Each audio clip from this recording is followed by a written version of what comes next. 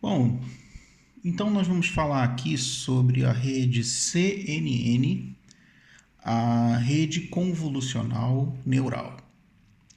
Essa rede, esse tipo de rede, ela é mais aplicada para imagens e não para sinais no tempo. Mas o objetivo aqui é ver como é que ela funciona para previsão de séries, ou seja, para sinais de uma dimensão. A gente diz que os sinais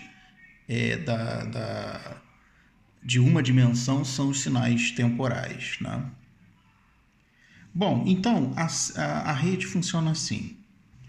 A série ela é aplicada em diversos blocos em que a gente chama de blocos convolucionais. Esses blocos convolucionais, eles nada mais são do que filtros ajustáveis. Então, são filtros que são ajustáveis pelo treinamento, né? Que eles ajustam para filtrar o sinal, e na saída desses filtros você tem o mesmo sinal de entrada filtrado várias vezes, né? Então você tem um sinal de entrada aqui filtrado, aqui você tem outro sinal de entrada, quer dizer, o mesmo sinal de entrada filtrado, aqui você tem o mesmo sinal de entrada filtrado, e aqui você tem o mesmo sinal de entrada filtrado. Existem NK diferentes tamanhos, diferentes filtros. Então você tem muitos filtros. Isso aqui é ajustável. Você pode ter poucos filtros ou muitos filtros, né? 10 filtros, 5 filtros, 100 filtros.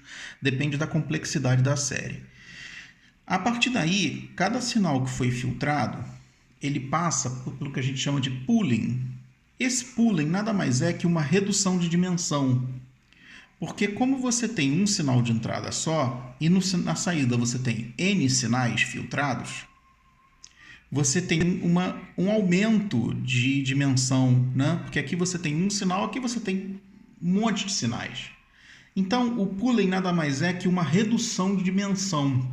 Você continua tendo o mesmo número de sinais, só que eles passam a ter uma redução de tamanho, de dimensão, não é? Então, por exemplo, se aqui você tem 1000 pontos nessa série, você vai aplicar a convolução, você vai passar a ter 1000 aqui, 1000 aqui, 1000 aqui, 1000 aqui e assim por diante, né?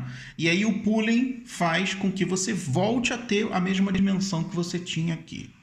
A partir daí, os sinais são aplicados numa rede MLP convencional, que a gente já explicou, né?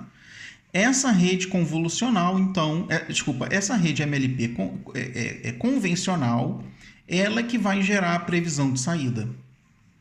Então, a rede CNN, ela é uma rede que a gente chama de Deep Learning, rede de aprendizado profundo, porque ela tem várias camadas, né? E quando você tem muitas camadas ativas num sistema de redes neurais, a gente diz que a rede é aprendizado profundo ou Deep Learning.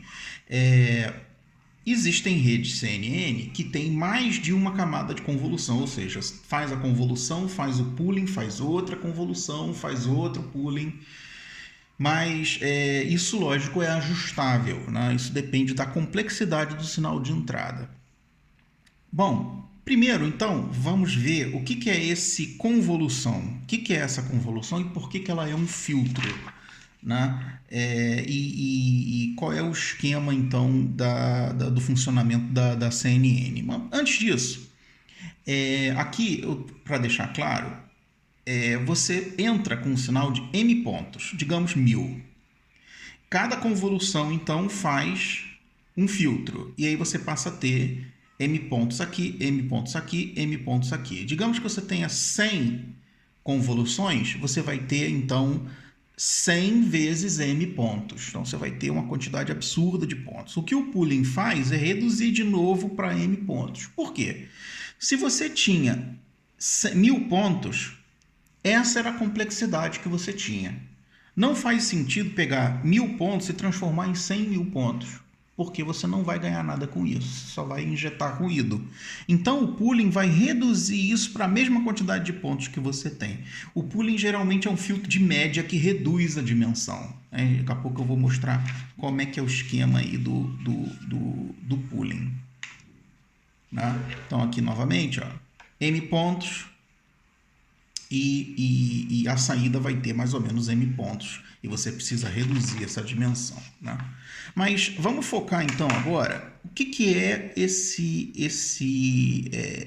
essa convolução aqui, né? O que ela faz, né? O que ela significa? E a convolução nada mais é do que um sinal,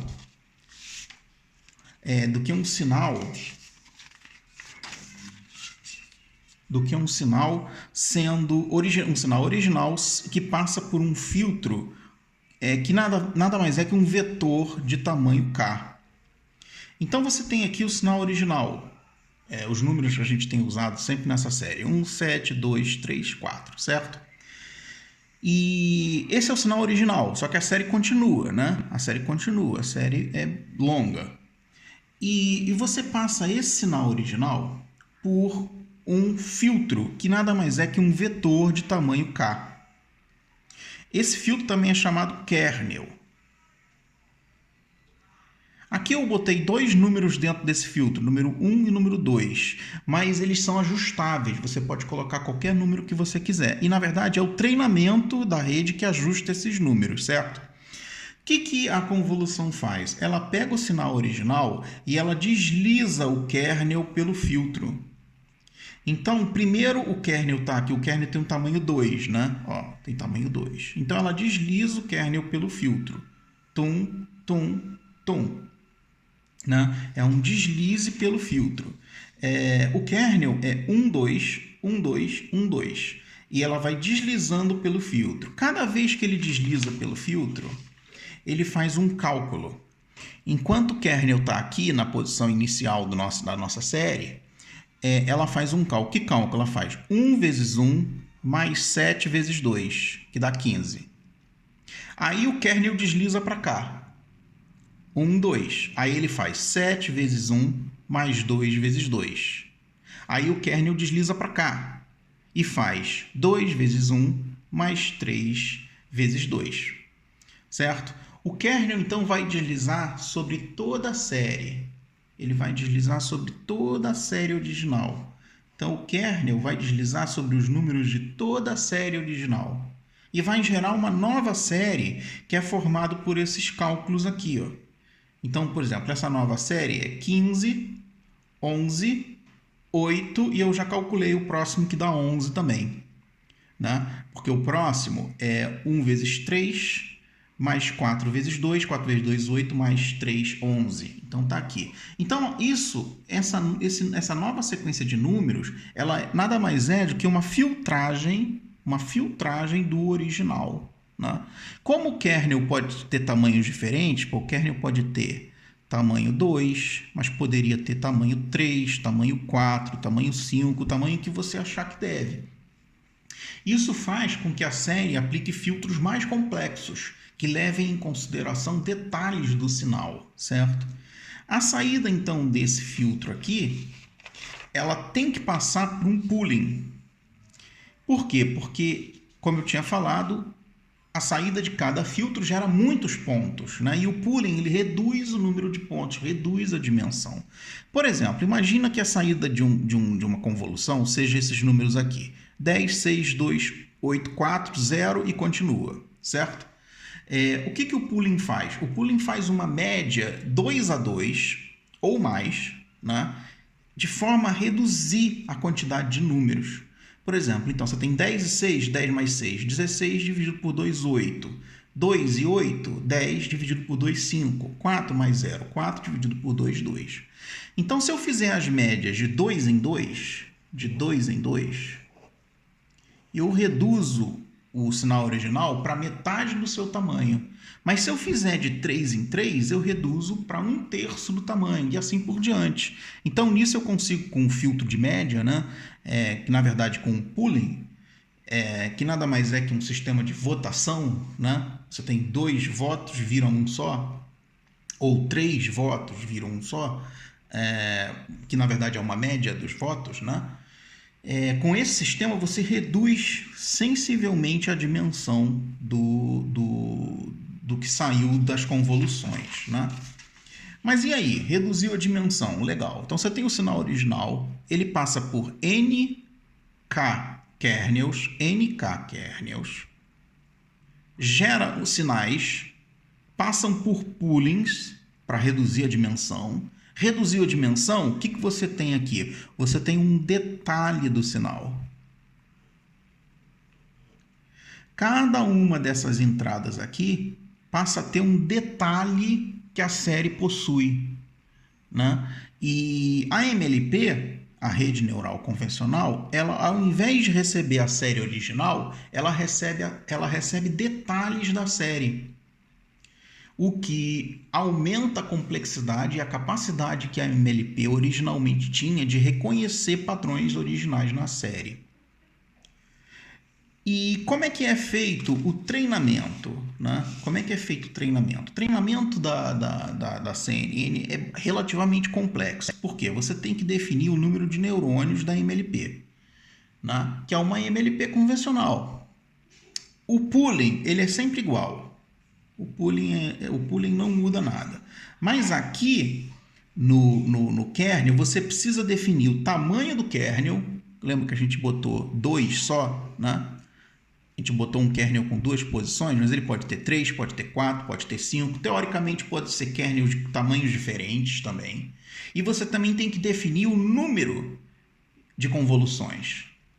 Por causa desses parâmetros, a rede é difícil de ajustar. E ela também é difícil de treinar, porque além de treinar a MLP, também precisa ajustar os kernels, né? E esse ajuste também é feito com um processo que é um backpropagation, que é uma propagação, a retropropagação. Então, ele vem, treina aqui, ajusta os kernels, vem aqui, treina aqui, ajusta os kernels. Por causa desse monte de ajustes, a rede convolucional é complicada de funcionar. Você precisa rodar muitas vezes até conseguir ter um resultado adequado. Ela tem uma tendência natural ao que a gente chama de overfitting, porque ela tem muitos parâmetros, né? Então, ela é complicada de gerenciar, né? Qual a grande vantagem da rede CNN? A grande vantagem é que, como os filtros, as convoluções são ajustáveis no treinamento, ela tem uma capacidade inerente de reconhecer características diferentes da série, coisa que a MLP não tem, né? Ela é um deep learning, ou seja, ela tem um aprendizado profundo, certo? A desvantagem é que ela também não possui memória, assim como a MLP, ou seja, se você quiser dar à rede a capacidade de lembrar dados anteriores para fazer a previsão, você também precisa fazer o janelamento da MLP, o que faz com que fique difícil de treinar e ajustar os parâmetros para melhorar a previsão. Então, ela é uma rede muito difícil de treinar, mas ela pode te dar resultados fantásticos.